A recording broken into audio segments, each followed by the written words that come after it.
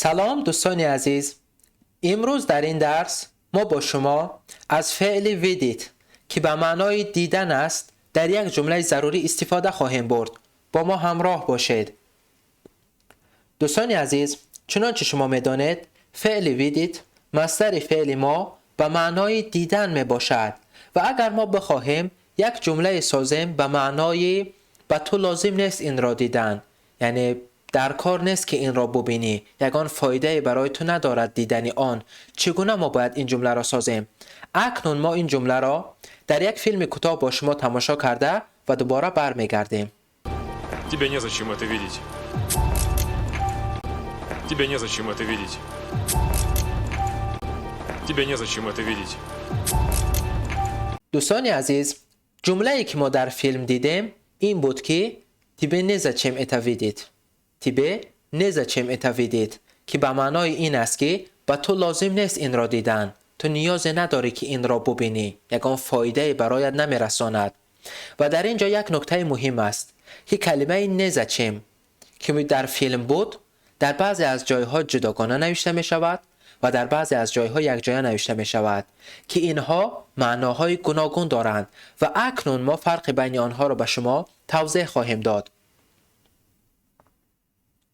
دوستان عزیز، اولین حالتی که ما این کلمه را میبینیم این یک جانوشتی آن میباشد که در فیلم ما دیدیم نزاچم و در بعضی از جایها جداگانه نوشته می شود نزاچم نزاچم و در بعضی از جایها همه کلمه ها جداگانه نوشته می شوند نزاچم و معنای کلمه اول ما این است که لازم نیست، نزاچم لازم نیست، و معنای کلمه دومی ما برای چی نه، نزاچم برای چی نه، و معنای کلمه سومی ما برای هیچ چیز نزاچم نزاچم برای هیچ چیز.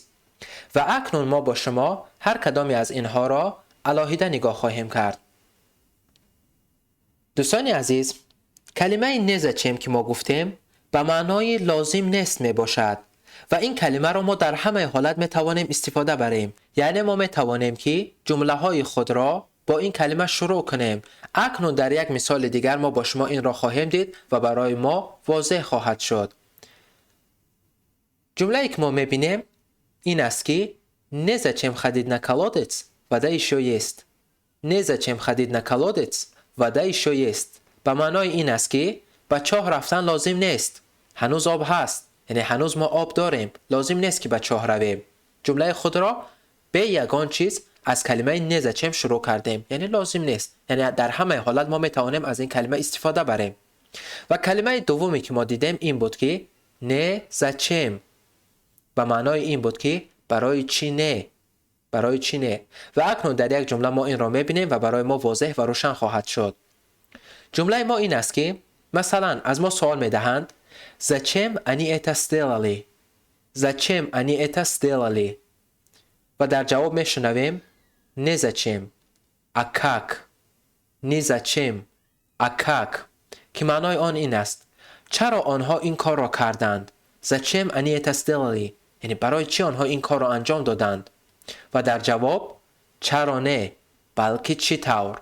این را ما در حالتی میتوانیم استفاده بریم که ما به طرف مقابل خود میخواهیم بگوییم که یا میخواهیم بفهمانیم که برای چی انجام دادن آنها مهم نیست، به چی طرز چی طور آنها این کار را انجام دادن مهم است و به خاطر همین ما از کلمه نزاچم а как استفاده میبریم، یعنی چرا نه، یعنی چرا این کار را کردن مهم نیست بلکه چی طور این را انجام دادند.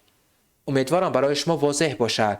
و کلمه سومی ما نزاچم که به معنای برای هیچ چیز است و اکنون در یک جمله آن را با شما نگاه خواهیم کرد. Zачем он туда ездил؟ Zачем он туда ездил؟ و در جواب نزاچم نزاچم که به معنای او برای چی به آنجا رفت، یعنی از پس چی، برای چی کار به آنجا رفت. و در جواب شنیدیم برای هیچ چیز نزاچم برای هیچ چیز. و این را ما در حالت استفاده میبریم که ما نمیخواهیم به طرف مقابل جواب دهیم و آن میگوییم که برای هیچ چیز. یعنی نمیخواهیم که بگوییم برای چی رفته است یا نه، یا واقعا آن شخص برای هیچ چیز رفته است، یعنی دلش خواسته است با آنجا رفته است و ما از این کلمه استفاده میبریم. دوستان عزیز، امیدوارم که این طرز توضیح دادن ما به شما واضح و روشن باشد و اگر چیزی که برای شما نافهمه باشد می توانید در کامنتری برای ما نویسید و ما حتما به سوالهای شما جواب خواهیم داد. تا دیدار.